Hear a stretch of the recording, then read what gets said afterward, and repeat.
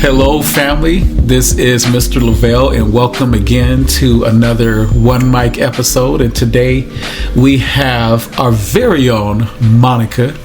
Monica came to us about last year, and just been true inspiration in our family. She's very creative, very bright, but she's definitely one of the people in our community that really brings life. And she may not talk all the time, but she just brings that presence of life and hope. And I just want to say that to you while we're talking, that you're definitely a true blessing to our family. Of course.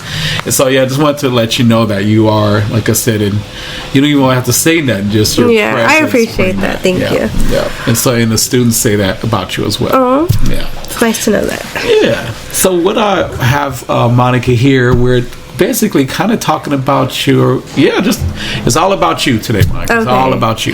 So I want to ask you, before we met you, what was Monica's world? What was going on in your life before? Mom 24/7. Okay. Yeah, since 2017 when I had my now he's 5, but I just kind of lost myself in just motherhood. That we moved from Pasadena out here to Lancaster, and that was just my focus, the kids. Okay. The kids, my husband, keeping the house in order, and I kind of put school on the back burner. I knew it needed to be done, right, but it wasn't a priority for me at that moment. Got it. So becoming a mom and, taking care of your house, that was that was my thing. Awesome. And it still is. Yeah, it still is. I've been able to learn how to manage everything and prioritize myself in order to set an example for my kids. Okay, that's awesome. And now, you're one of the parents around here, yes, right? And so what, before we go into any further, what would you say maybe to other parents that are considering, because kids are always going to be priority, right? And taking care of the household and making sure everybody's good. How would you encourage them as far as those who are contemplating getting their education, going back to school or anything? It would be just take the leap. Honestly, just because we procrastinate so much. We're so used to putting the needs of our kids, the needs of our partners so much that we put ourselves on the back burner. And it's it's okay to be selfish a little bit. And as much as I'm doing it for my kids, I'm also doing it for myself. And that has been my main thing since I started again, that it's for me. I'm not doing it for my husband, I'm not doing it for my kids, I'm doing it for me because I've lost myself for this amount of time. Yeah, so it's for myself, something that I want to say I did it. I didn't have my husband next to me, I didn't have my kids next to me telling me, hey, you gotta do it. No, Monica's doing it for Monica. Wow. And I like that. I think that's what we're going to title this one, Take the Leap. That was really good. Yeah. That was really good. Yeah. Right, because being a parent, is important, and it's and something you said I think about when I'm getting on the airplane and they said case of emergency, put your mask on first, right? And so you can be able to take care of your kids, right? So basically what you're saying is as you're getting your diploma, opening up opportunities, I know there's career opportunities that you probably see, basically how does you taking that leap, although you're doing it for yourself, right? How is that going to benefit the rest of your family? What are some ways it benefits? Well, I've noticed it benefited me so much in my mental health. I've always been so hard on myself. I've always been hard on myself, but I want to motivate everybody else. So I was how are you preaching to do this and that? Even to the kids, hey, have you done your homework? Hey, have you cleaned up after yourself? If I wasn't taking care of myself. So that was kind of my moment where I was I'm gonna do this, but then they're gonna follow and they're gonna see, because there's a saying my mother-in-law says a lot, kids are sponges, so they absorb everything around them. That's true. And I didn't want them picking up okay, you're pushing me to do school, but I know you didn't finish it. So I was like, yeah, we're not gonna use that example of not to finish school. Wow, wow, that's good. So basically, you're leading by example. Yes, that's awesome. That's somebody told me too, and yeah, push up to your mother-in-law, because that's some wise words. But yeah, it's like, we can always say do this, do that, but basically actions does speak louder than words, right? Yeah, and especially because my older one, my stepson, he's 14, almost 15. He's heading to high school, and I'm like, I've been there, done that. I know what you're gonna start thinking. I know where you're gonna want to start, following certain paths. Like, we've all been there.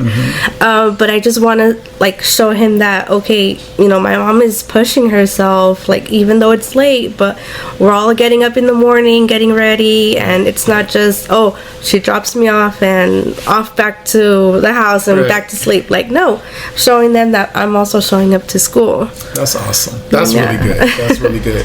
So do you remember, can you describe the moment where you basically, you're contemplating going back to school, finishing your education, right? But what was that moment like when you took the leap to actually sign up?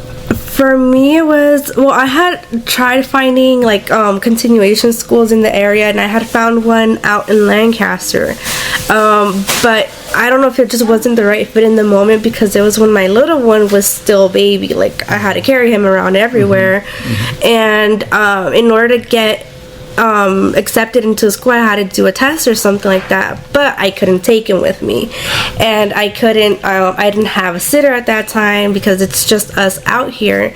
So that for me was like, okay, you know what, just put it on the back burner again. And so we left it at that. And my husband started working the city buses and doing one of those drive rounds with him, with our little one. I happened to just look up, and I just see an advertisement inside of the bus that said Antelope Valley Youth Build. And I'm like, I've seen Youth Build before, because that's where me and my husband met at the Pasadena location.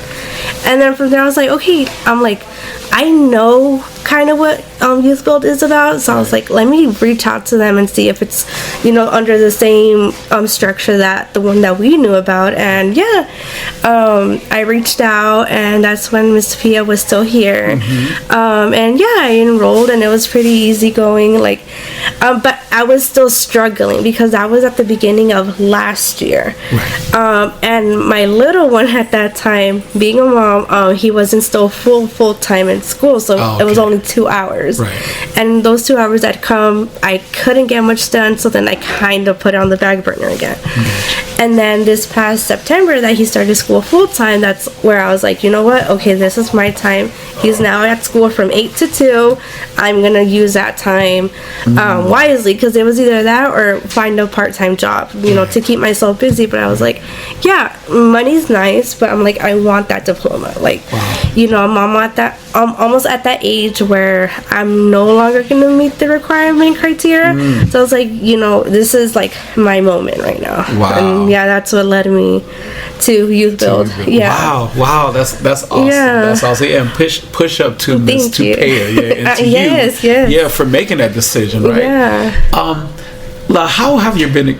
Describe your experience here now. You made the leap, you're here, and you're almost done, right? Surprisingly, I started off with 60 something, and I'm down to 20, in the upper 20s, but I'm it's a big difference. Because and I would say, as one of your teachers, you've been able to balance getting your education, being here, your well-being, taking care of your family. I got to meet them, right? And it's good. And so you're definitely a good example of how it can be done. Although it's almost positive, it's not easy. No, there's days where you just don't want to show up, and that's one thing that we bring up at family meeting. Just show up. There's gonna be those hard days, and those days in the cold, even today, it was hard to get out of bed, but just by taking the initiative of pushing yourself and just showing up, it's a really big deal. Awesome. Awesome. Just making that step, right? Yes. The leap. The leap. That's gonna be in my head all day. Awesome. So describe your experience. What are how do you like it? What have you gained? What is it like being here? When you're I mean, I've gained a lot, like, in the short time that I've been here. Just a simple fact that the staff aren't just staff. It's more like a family community here, with the staff and the students. Like, somebody can be missing for a whole week, and when they show up, everybody's asking, hey, everything okay? Are you good? This and that. So we check in on each other, and that, I think, is a really big difference in your typical high school, where you just walk down the hallways and you see the person, you know who the person is, but you don't take the initiative of building those connections. And even with the staff, I have constantly joking with Mr. Paul that he's one of the teachers that if I don't show up, he's like, I'm missing a student here and exactly where I sit, and it's like, are you coming tomorrow? And I'm like, okay, yes. But I mean, sometimes you need that acknowledgement of, hey, you're not here, but we're thinking of you. Right. Because sometimes, and that's one thing that I've been very vocal, that I've always struggled with my mental health. And that whole, when the teachers check in on you, like, hey, is everything good? Like, it's a really big deal for a lot of us. And, it's not like you just soak in your own sorrows and you're like in your head and all that stuff. It's like, okay, there are people out there who are like genuinely concerned about me. Let me show up to show them that, hey, I am okay. Right. And we help each other. That's awesome. Yeah, that's awesome. And you also mentioned, like, one of the words you use is kind of like leaped. That's it. That word again, leap. Yeah. Leaped off the out of your mouth was connection. Right? And you're right, because it matters when you feel connected, when you feel part of something. Not only it's about you, but it's all about also being accountable to other people, right? Yeah. How and I'm just throwing questions that I did not give you, but you're handling them well. Describe your connections, even with the students. How have that been? I mean, being a mom, I'm really like mom mode here. I feel like the majority of the time is just something that like I've noticed.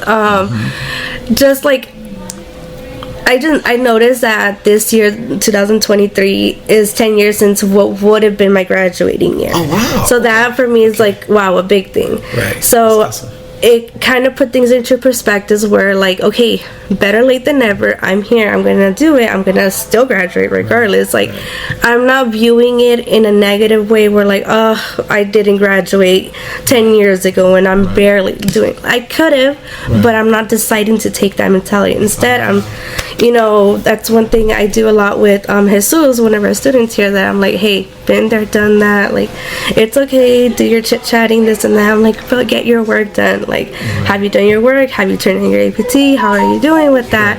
And I think, like, that's like a really big thing, especially knowing that I used to be there. I could have, and I had the opportunity to finish that early, because when I was in Youth Build, the previous one, it was back in 2016, and so it wouldn't been as much of a big gap, but life situations, my mental health wasn't quite there, and it was just always put in the back burner. So that's just one thing that I want to instill in the students here that are younger than me, that you're gonna get thrown obstacles regardless, like whether you're in school, whether you're in a job force area, wherever, family, but like, be selfish enough to put yourself first. And there's problems everywhere around you, but take care of yourself along that. Like, don't just pay attention to everything negative going on around you. Do that one thing for yourself. Wow. Yeah. Wow. That's really good. Wow, that's good, because I've definitely, like, when I was talking to you earlier about, how you do like the place up, right? You have this hope. But yeah, and part of it is that mother figure presence. Is not like you're babying or on somebody's case, but you're there, you're doing your work, and you're able to enjoy it, but you have realized that balance.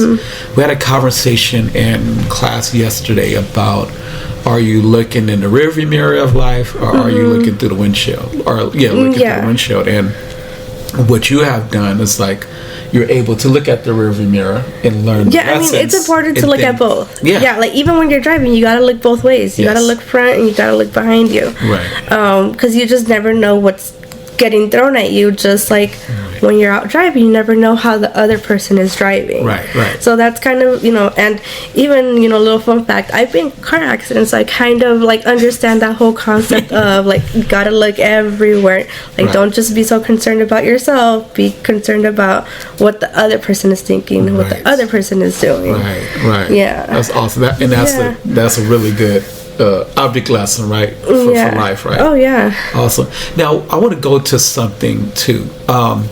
One of the things that, and you already brought it up, and I'm going to bring it up, is the mental health aspect, right? Mm-hmm. That could have been an obstacle. Yeah.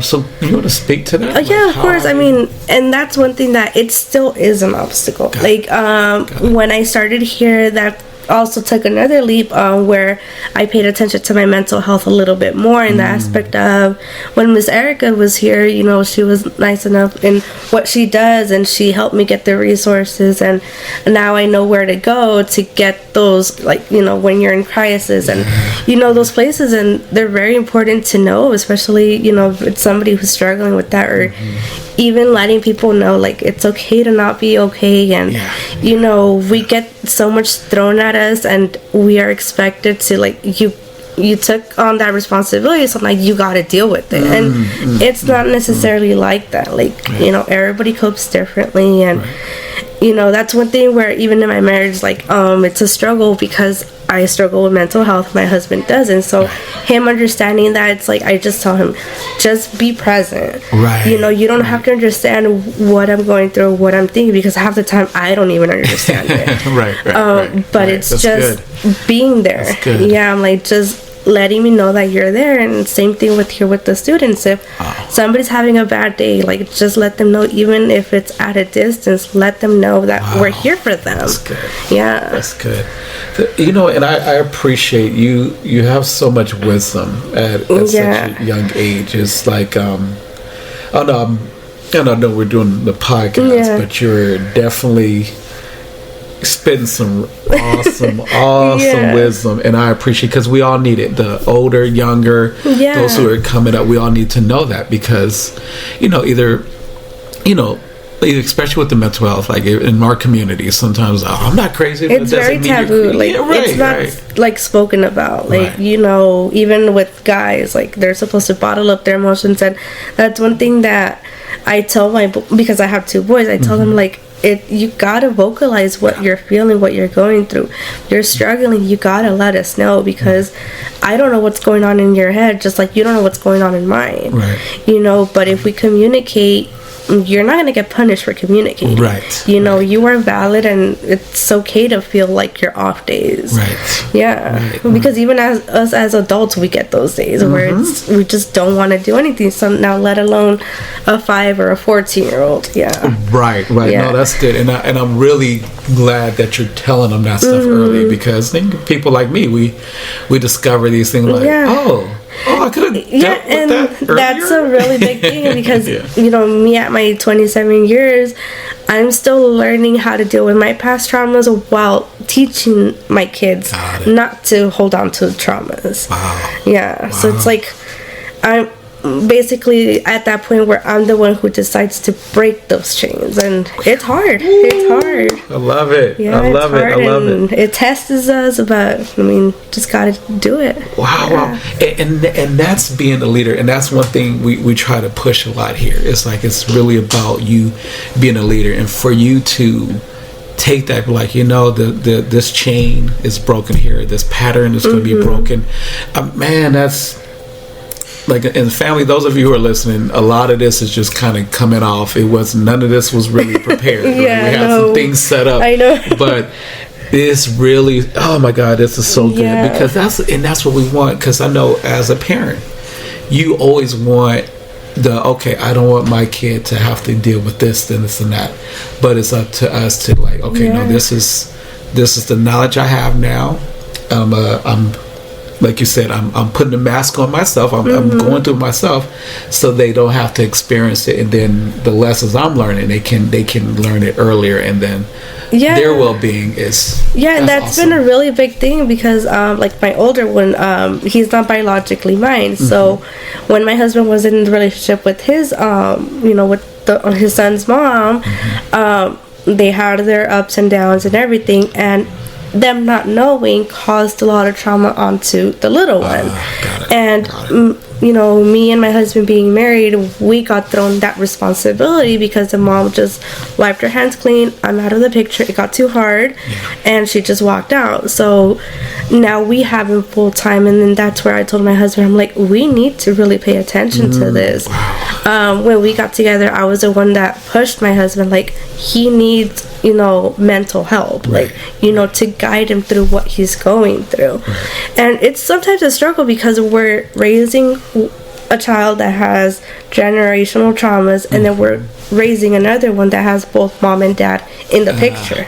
So it gets troubling sometimes because you don't want to make the other one feel left out, because regardless, I'm mom, but I'm not mom. And that's one thing that I always tell him, like, it's okay if there's days, you're gonna hate me. There's gonna be those days because I'm trying to correct you. There's gonna be those days where I'm pushing your buttons because I want to know what truly is bothering you.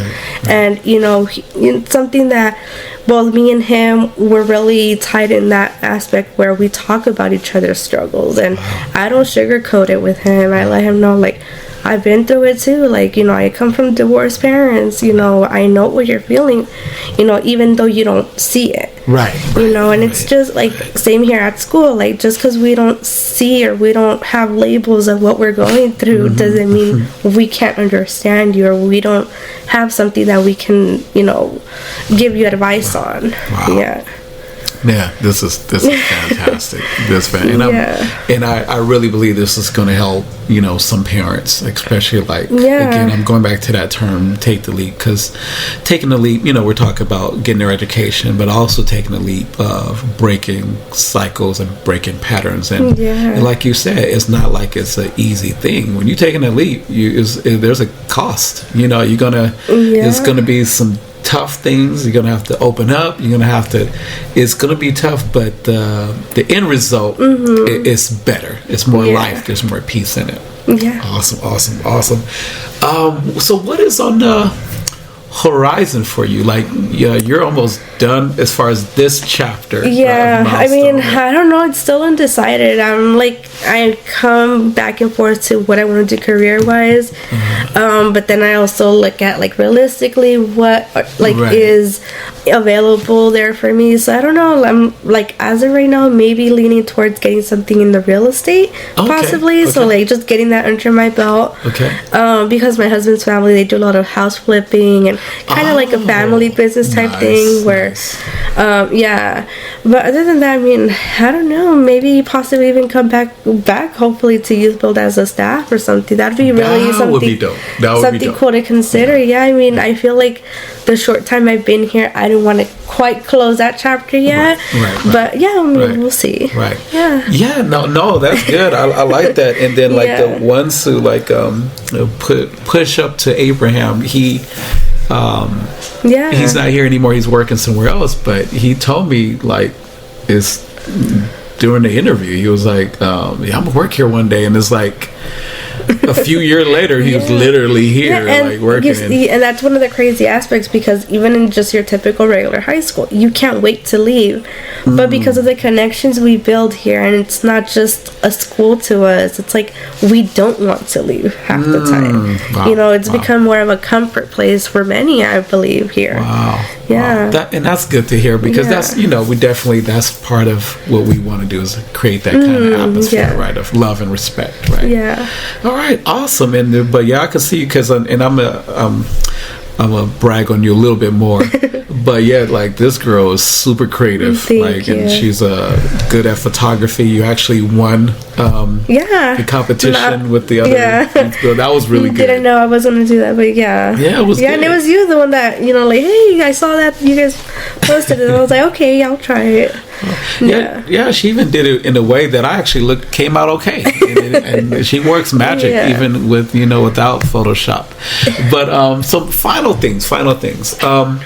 Is there maybe a word of advice or of encouragement to anybody who may be listening? Anything on your heart that you just want to leave for people to think as they're listening to this? Be selfish. Like, I know, like, we get taught as little kids, you gotta learn how to share, you gotta, think of others. Like, I feel like when it comes to school or bettering yourself, you have to learn how to be selfish, because there's gonna be a lot of people who are gonna throw certain comments your way, like, oh, you're back at school, you're not taking care of this, like, you're not juggling everything in the right way. Like, there's always gonna be something negative, out of something positive, but just learning how to be selfish with yourself and doing it for you. Wow. Yeah, like, don't do it for your mom, don't do it for your sibling, for your partner. Like, do it for yourself. For you. Yeah. Wow. Yeah. Man, that's good. I remember one of my mentors that says, like, you cannot give anything that you haven't received yourself. Yeah. So, wow. Yeah. Wow, that's good. I'm about to start a whole new conversation. I better end it there. But thank you, Monica, again. Thank you for having me. We are very, very, very proud of you. And like I said, the way you brighten up the place here, wherever your next steps are, they're going to be extremely blessed. Thank you. Hopefully it's back here. Yes. But yeah, and that's another thing, is like, even alumni who are listening, you graduated, that don't mean you're disconnected. Come back, visit. If you need help, we're here. All right. Well, much love to you all, and you all be safe out there. Bye. Bye-bye.